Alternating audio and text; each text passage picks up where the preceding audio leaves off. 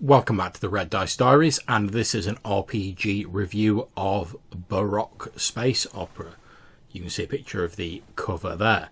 This is written by Mark Kowaliszyn. Apologies if I've mispronounced your second name, Mark.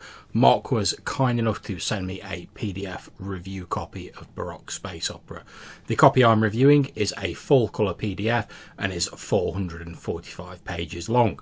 It's available on Drive-Thru-RPG for $10.50 US, which is just over £7 in British money for the PDF, and there are a range of different print options starting at just over $50 US, which I think's about £35 British with the current exchange rate.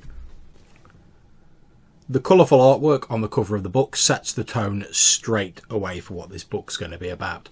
Although it's a science fiction game, it also leans heavily on fantasy elements. Those familiar with things like Stargate, Lex Tales from the Dark Zone, and other such sci-fi fantasy mixes should be on comfortable territory. And it comes as no surprise that the author quotes these as two sources, amongst others, as inspiration for Baroque space opera. Baroque space opera uses the Fate core rule system. I've done a fair few videos on that. If you're not familiar with it, you can find most of them by clicking there. In a way, some of the earlier parts of the book remind me of Strange Stars by Trey Causey, but whereas that book is entirely system neutral, although I believe there are specific books out for it that deal with certain rule systems, Baroque space opera does have some rule stuff for dealing with specific elements later on. And having read it, I don't believe you'd need any other book like the Fate core book necessarily to run Baroque space opera.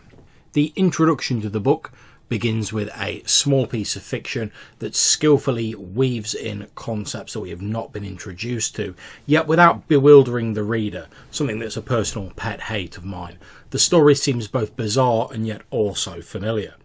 Although we don't start the book knowing exactly who this privileged person is that the story deals with, carried aloft on a hovering palanquin by a servant, you can work out an awful lot by reading this short story.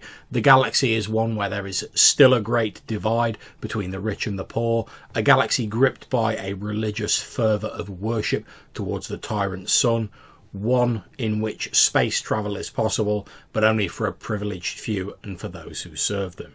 The actual main meat of the introduction begins with a dictionary definition of the term Baroque, which it defines as extravagantly ornate, florid and convoluted in character or style. And I think this sums up the setting perfectly. What we get in this book isn't a slick techno future or a grim dystopia, although it does have elements in common with both of those subgenres. What we're getting is a very stylized universe that incorporates aspects of different sci-fi settings and tropes such as Dune, Farscape, Lex, etc. I like that in the introduction, the author takes some time to describe the aesthetic of the setting and gives some guidelines as to how GMs and players can really immerse themselves in and contribute to the atmosphere of a Baroque setting. One criticism I have heard levelled against some Fate settings, a criticism that I personally often agree with, is that they are full of interesting ideas but a little light on the details. So it's nice to see someone presenting not just the bare bones of a setting, but a rich and detailed environment. Of course, the trade-off for this is that there is a lot of history for a prospective player or GM to absorb before they really have a handle on the setting. However, one of the advantages of the Baroque space opera history is that a lot of it will seem very familiar to anyone who has more than a passing familiarity with different types of sci-fi. For example, the universe is ruled by the immortal tyrant, a leader who is cloned by a secretive order of geneticists upon each death and restored to power. This has shades of Warhammer 40k's Emperor of Humanity in it, but it also allows the author to neatly divide the history of the universe by the reigns of the tyrant's various incarnations. In the present day of the setting, the universe is ruled by the fifth revenant incarnation of the tyrant, who has ruled thus far for 149,000 years. The history chapter is very interesting and takes us through the major events in each of the incarnations' reign, from the creation of the genetically superior Pharisto houses, who have been elevated over base humanity by the secretive Genesis adepts, to humanity's beginning to worship the tyrant as a living god during the reign of the second tyrant, Nicocreon. There's an awful lot of stuff crammed into this chapter: genetic manipulation, near-immortal god beings, rogue thinking machines, orders of warriors, alien invasions. It's a lot to absorb. If I had one very, very, very small niggle, I would have perhaps liked to have seen this history bullet pointed rather than as big wadges of text, just to make it easier for GMs and players to reference, but it's still a very enjoyable read. The next chapter discusses the 13 Pharisto houses that were created by the Genesis Adepts on the orders of the first tyrant, Aristonomus, from his most trusted advisors. Since then, their lineages have multiplied and prospered, becoming the day-to-day managers and rulers of this huge galactic empire. Revered as godlike and feared by the majority of humanity, they are controlled by social rules and restrictions put in place by the tyrant, forced to engage in proxy conflicts and social manipulations against each other, rather than a direct confrontation. Each Pharisto house is bound to the zodiac of rulership, having control of certain planets when their sign is in the ascendant. However, each also has a lineage planet that is solely theirs to rule. This put me in mind of the great houses in June, each having a stronghold but jockeying and vying for control of other resource-rich worlds. I can definitely see a June-type game being great fun using the Pharisto houses detailed in this section. The chapter goes on to give a lot of extra detail about the houses, their fashions, how they compete with each other, and their place in galactic society. And each house has a page description, from the master builders of House Balamon to the explorers of House Kukatl. The level of detail in this chapter is impressive, and you could almost certainly run a very interesting game using just the information in this chapter, should you so wish. The next chapter is called The Assemblage, and it covers the various people and societies that make up the populace of the Tyrantine Dominion, from basic humanity to deipotents, those such as the Genesis Adepts and the Pharistos, who have been genetically raised above all else to rule over them. I particularly enjoyed reading about the Genesis Adepts, an ancient order of bioengineers who bred the first genetic rulers for the tyrant and discovered the secrets of revenant regeneration. To hide the fact they constantly tinker with their own genetic makeup, they wear large mechanical suits and speak through modulated voice boxes, which reminded me a little of the Vorlons from Babylon 5, which is no bad thing as far as I'm concerned. As I'm reading through a Baroque space opera, it's a little like a sci-fi trip down memory lane, with various different things reminding me of fond memories from science fiction past and present. Not only is this wonderful for the nostalgia factor, but it also makes you feel instantly familiar with the setting. Something that could be weird, strange and off-putting actually ends up feeling like an old friend you've not seen for a while, but that has popped round unexpectedly. Well, if your friends are omnipotent Egyptian-like deities, that is. Other organisations mentioned in this chapter are as follows: the Theors of Crux, who are mentat-like biological thinking machines; the Learned of Cerebellum, an archivist sect of the Theors; the Cryptominds of the Sphinx, Theors who've had their minds removed from their bodies so they may better contemplate the mysteries of the universe, free from biological distractions. There are the Solons, who are Theors who translated their minds into digital form and now dwell in the Pattern, a difficult to access virtual realm. There is the Amaranthine, a select few who have earned the tyrant's favour and have been gifted with immortality; the Heresiers, who are inquisitorial rooters out of heresy and dissent; the Dominor legions, genetically engineered super soldiers serving the tyrant; Remnants, the first Dominors, who used technology to elevate themselves rather than the later genetic manipulation. They were eventually outlawed by the tyrant Xenophon. Mirror Men, who are doppelgangers and shapeshifters crafted by the Genesis Adepts. Simulacra, who are artificial versions of life that skirt the ban on Artilex, which are sort of like the settings versions of artificial intelligence, by having extremely limited programming. The Battle Masters, who are an ancient order of warriors, outlawed when one of their number killed a previous tyrant. And last but by no means least, the Prosecutioners, who are mercenaries employed by the Pharistos in their proxy wars against each other. The setting also includes a number of aliens. Amongst these are the Haroon, who are a sort of sentient fungus race who feed on decaying plant and animal matter. The Tect, who are an ancient insectoid people who were scattered during the Artelect Rebellion, and the Vogue, a reptilian warlike species. This section of the book is an amazing grab bag of different ideas that have been very skillfully woven together into a single setting. Want to play robot-like mercenaries? This section's got you covered. Fancy a game of high-stakes diplomacy on the galactic stage? Well, you can do that as well. The chapter is entirely background material with no mechanics included, but it's a very enjoyable read with numerous story ideas fairly jumping off the page at you. The next chapter is titled The Dominion, and it gives us the lowdown on how the Tyrantine Dominion is actually administered and run, containing details of the various organisations that keep it running and the laws that one must follow to survive in the Dominion. We are also treated to a description of daily life for the average person in the Dominion, a lifestyle where the basic needs of subjects are administered by the Dominion and the various organisations that serve it, but where those privileged to have more status and resources can use them to buy riches and luxuries beyond the dreams of the common man.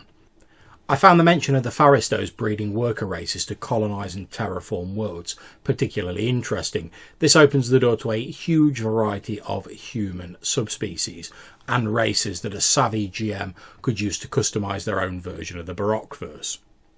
The book moves on in a chapter titled Technosophy to detail the level of technology that is the assumed default for the setting, portraying an interesting and sometimes anachronistic mixture of pseudo and hard sciences, where ley lines and semi-mystical principles rub shoulders with nanotechnology and atomic scale science. The different sections are nicely headlined in this chapter, giving you capsule descriptions of the main technology types available in the setting.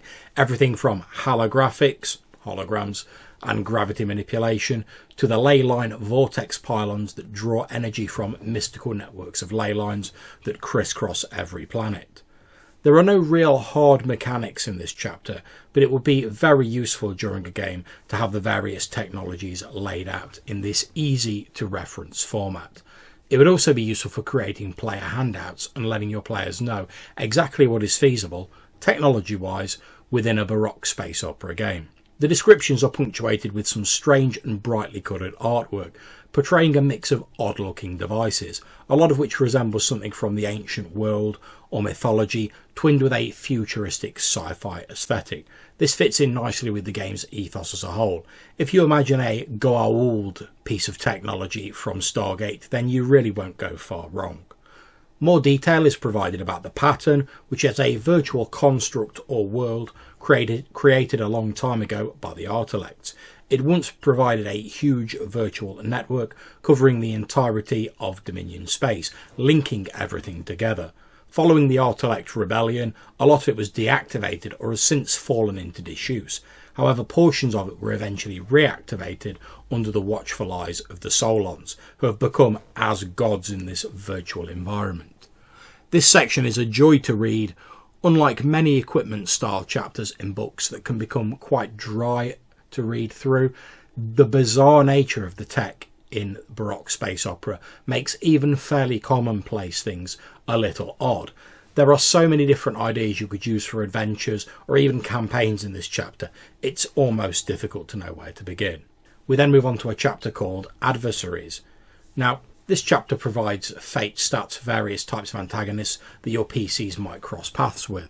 Some are fairly obvious sci-fi tropes like space pirates, where others are more unique, such as the seed mines, nascent artelects that are planted in other machines like some kind of virus, and eventually grow into fully functional artelects, assuming control of whatever system they are grafted onto.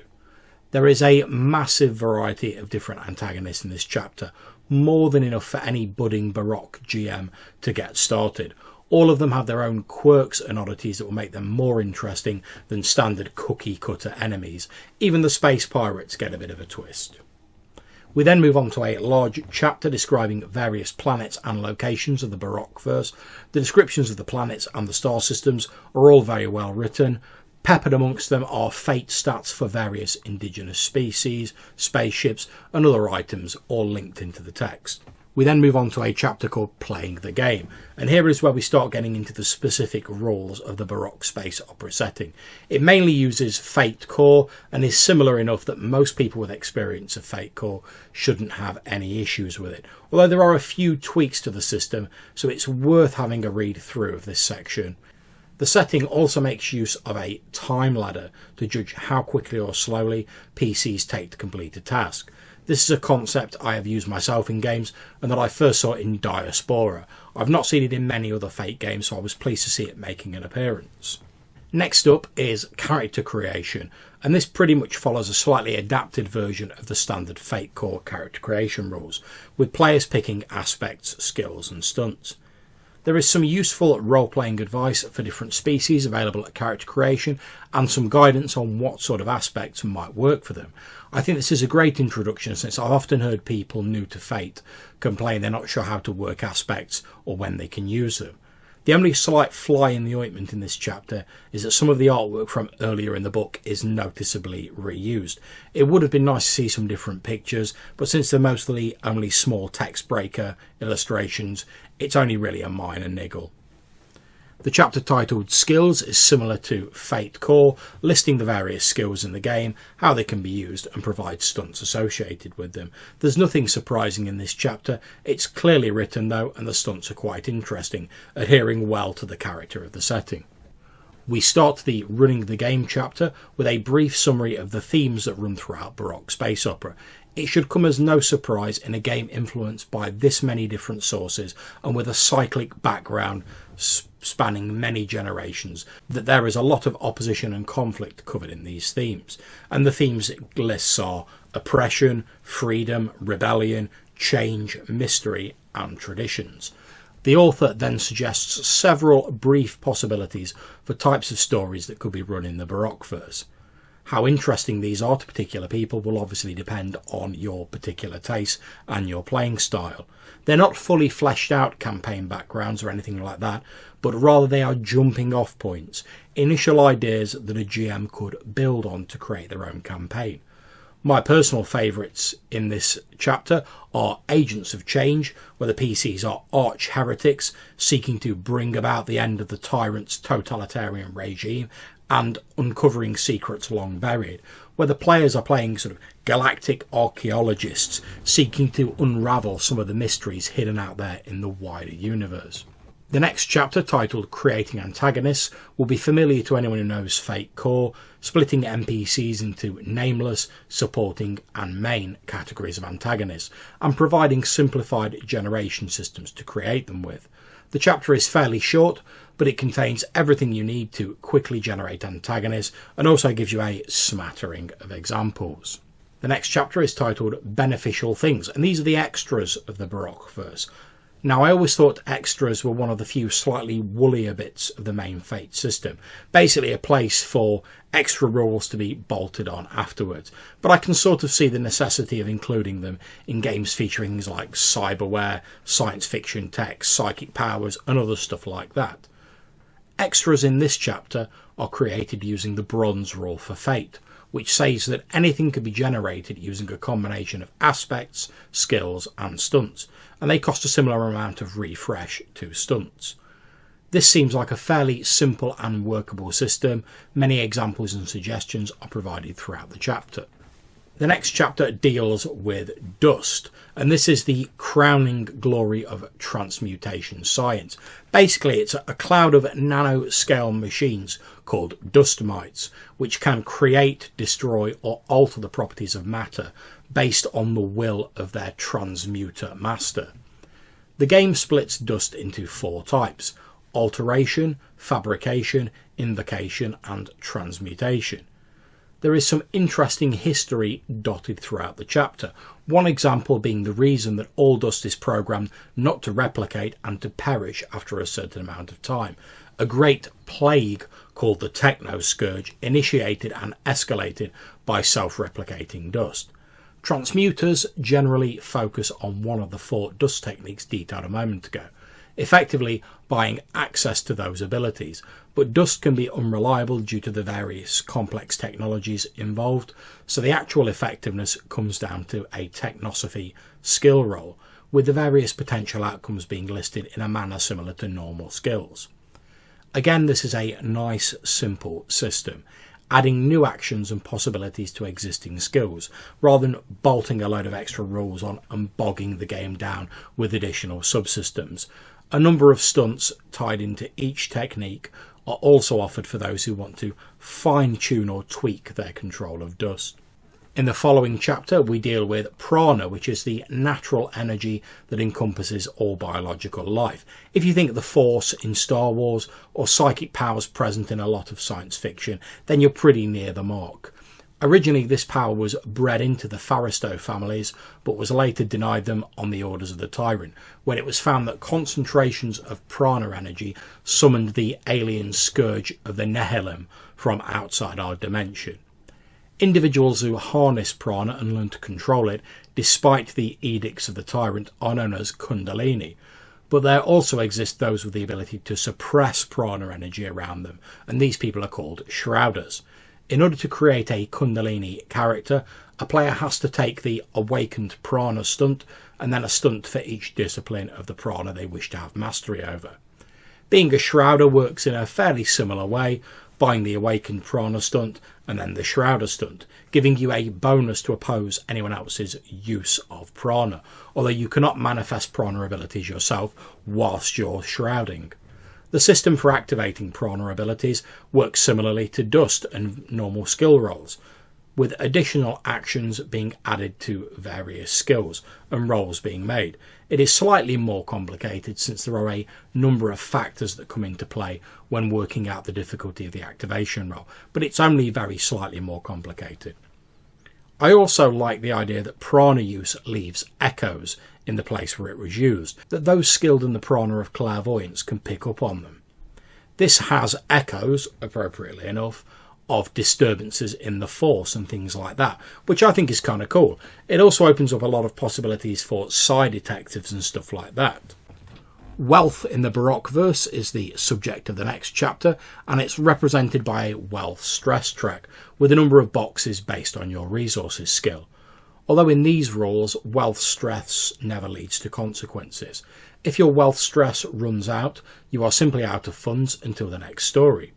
Costs are listed in terms of their difficulty to acquire, with clothing and food having a mediocre or a +0 difficulty, and things like opulent Faristo housing having an epic or +7 difficulty.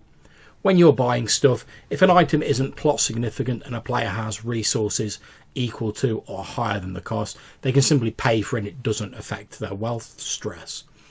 If the item is more significant or expensive, then the player rolls their resources against a passive opposition equal to the item's cost, either failing to get the item or getting it but acquiring wealth stress based on their roll, as they have to eat into their cash reserves. I've seen similar systems to this before, and I'm a big fan of them, since they allow you to bring in some trading and purchasing to adventures where necessary, but with a simplicity of rules that doesn't result in the game getting bogged down in some sort of resource allocation fest. We then move on to a discussion of the pattern, and as we said earlier, the pattern is the Baroque versus equivalent of virtual reality or cyberspace, created by the architects and now all but abandoned by most people. People can delve into the pattern by means of a direct neural connection or using cruder physical devices like VR helmets and the like. Pretty much every roll or test whilst in the virtual space of the pattern relies on the delve skill, so those who have mastery of it will be at a significant advantage here. Power and wealth inside the pattern are based on the number of processing cores that an entity possesses. They can be burnt to soak virtual damage or to gain bonuses on delving rolls. They can even be traded like wealth. However, using your last processing core automatically disconnects you from the pattern. New cores can be found by searching the pattern whilst you're connected. This is an interesting system, although after reading the chapter, I'm still not sure how someone disconnected for using their last core would be able to locate another, since you can only find them whilst connected as described in the rules. Perhaps you have to have a friend connect and transfer them to you, or maybe there are devices in the real world that can transfer them to you. Either way, it's not an insurmountable problem. One of the issues I've had with cyberspace in some other games is that whilst they can be great for the player of the character who's jacked into cyberspace, often the other PCs are left standing around, drumming their fingers and looking bored. Baroque space opera seeks to solve this and in part succeeds, in my opinion, by basically boiling down pattern interactions into simple contests based on delve roles that gain predefined results. Using this system, you can still capture the flavour of hacking into systems and tracing information on the pattern, but you don't have to pause the game for the non-pattern users. Chapter 19 is about void ships. Now, I'm always interested to see how Fate games handle vehicles, since there seems to be a wide variety of approaches. They all normally start with the bronze rule, defining vehicles with aspects, skills and stunts, but then they tend to head in different directions. Some hand wave a lot of the mechanics, relying on just the narrative and character skill rolls, while other systems provide more granularity, focusing on different stations within vehicles and various subsystems. Void ships in Baroque space opera are treated as an independent ally of the PCs, possessing their own skills, stunts and stress tracks. Each void ship skill is associated with one or more character skills, representing the combined capabilities of the crew. Each of the void ship skills has its own associated actions, written in a style similar to the basic skills, and something that will be immediately familiar to anyone who knows Fate Core. These are things like boardings, trained marines designed to board enemy ships and capture them, and holds, the amount of cargo space on a ship, finding haulage jobs, etc. Characters can give a bonus to ship actions by getting directly involved, providing their associated skill is equal to or higher than the void ships, using the normal rules for teamwork and assistance. The chapter then goes into the details of how to build a void ship, aspects and skill points being based on the size of the vessel, with stunts representing specific systems on board the vessel. We also get some very interesting information on the loom drive, a mechanism that allows instantaneous travel between any two locations, regardless of distance. However, it does involve lengthy and difficult calculations to ensure a safe journey. I very much enjoyed this chapter. There's enough details in the rules to reinforce that owning a ship is a costly endeavour, and to create exciting space battles and adventures where the PCs can really jump in and get directly involved, but without the RPG having to become a war game in order to run space battles. The excellent pictures in this chapter also carry through the bizarre amalgamation of ancient and futuristic that characterises the rest of the game. In conclusion, it's sort of difficult to avoid comparing this book to Mindjammer, since it's really the only other big sci-fi release, to the best of my knowledge, for Fate, and I was quite fond of Mindjammer itself. You can see my review of that there. However, the two games have a very, very different feel to them. Whereas Mindjammer feels very futuristic and focused on the cutting edge of sci-fi, Baroque space opera feels like a love letter to all those older and slightly more anachronistic science fiction films and books that I personally used to love so much. The author skillfully weaves together a bewildering array of influences and ideas, so many of them that the game could have ended up as a real mess. It's a testament to the skill of the author that it feels like such a coherent and focused product. As someone who is a fan of the slightly weirder side of science fiction, I absolutely love this book. There is so much in it that I find it difficult to imagine a person not finding some part of the background that they like. Although the quality of the artwork in the book was a little variable, most of it is excellent and really conveys the feeling of an ancient mythology projected forwards into the distant future. The author also seems to really understand the strengths of the Fate system, not miring Baroque space opera in loads of unnecessary new rules, which is always a danger with science fiction, but instead using the existing Fate systems in new and interesting ways. If you are a fan of science fiction, especially of the slightly weirder Stargate, Farscape, Lex, etc., then I'm sure you'll love this book. At £10.50 US, just over £7 in British money, the PDF is very good value for money. And whilst the print options, starting at just over $50 US, which is about £35 British, are nowhere near as cheap, it is a beautiful full colour book, done in the digest size of other Fate books, something I find very handy for transporting them. And I'm sure it would prove very useful to anyone interested in a Fate science fiction game. I highly recommend this product. It got me really excited about running a Fate science fiction game set in the Baroque verse, and I've already started thinking about future games and one-shots. So I hope if you've enjoyed this review, you'll consider clicking on the red dice up there to subscribe to my channel. You can check us out on all the normal social media and our website / blog, www.reddicediaries.com. If you have any comments on the video, feel free to put them down there or hit me up in the Google Plus links. Until I see you next time, take care and happy gaming.